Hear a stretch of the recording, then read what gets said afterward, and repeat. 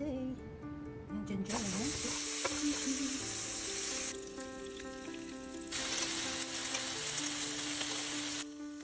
Ang ating masarap na breakfast.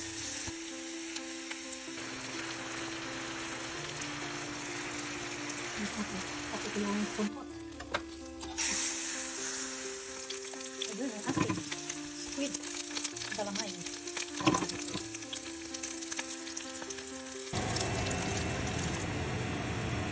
My fruit salad. Hold on for myself. 2 minutes. Perfect ang pagkaluto. Baked whiting fillet. Ayun. Successful ang ating bitso. So ito siya. Buburan mo lang siya ng brown sugar or white sugar after siya maluto. Ganyan lang siya kabilis.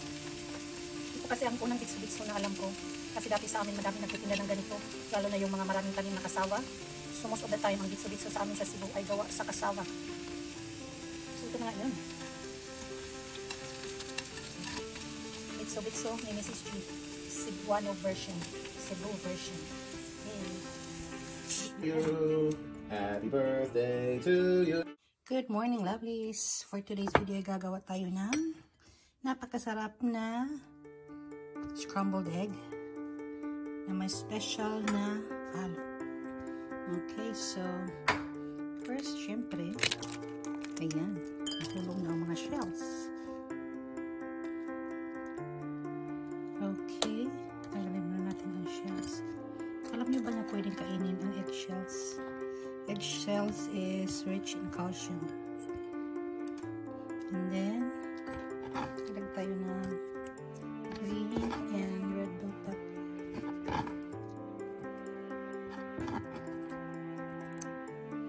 Ang ating special ingredient for today ay, kasi marami akong malunggay, gagamitin ko siya before siya masira. Mahal kaya ng malunggay dito. So, ito ating special ingredient. Malunggay. So, scrambled egg with malunggay.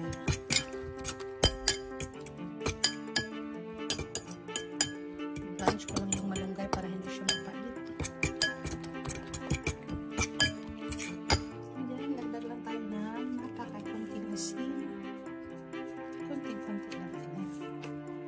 And then, video pa rin lang ang paminta.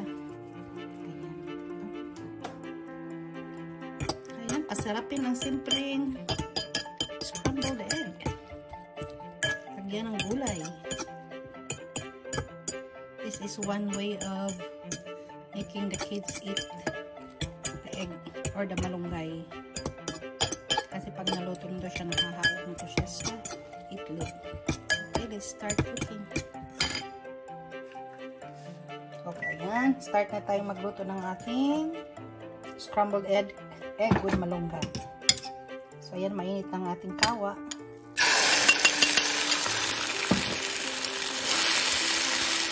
Spread them out evenly. Para sabay-sabay lang maluto. Ayan. Madaming malunggay.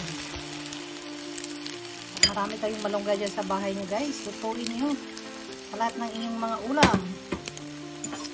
Hindi lang sa sabaw. Pwede din siyang scramble. Pwede din sa tinapay. Pwede sa cake.